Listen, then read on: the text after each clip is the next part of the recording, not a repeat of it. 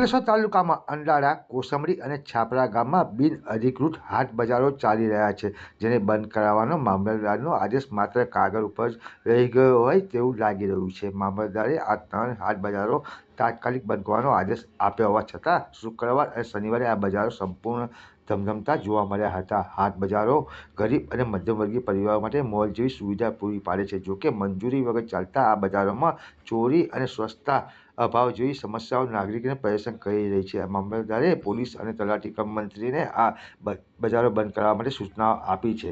હવે સવાલ ઊભો એ થાય છે કે શું તંત્ર આ બિનઅધિકૃત હાટ બજારો સામે કડક કાર્યવાહી કરશે કે પછી ગરીબ અને મધ્યમ વર્ગના લોકો માટે આશીર્વાદરૂપ સાબિત થયેલ આ બજારોને નિયમિત કરવામાં આવશે. સ્થાનિક વહીવટીતંત્રની આગામી કાર્યવાહી પર સૌની નજર મંડાયેલી છે.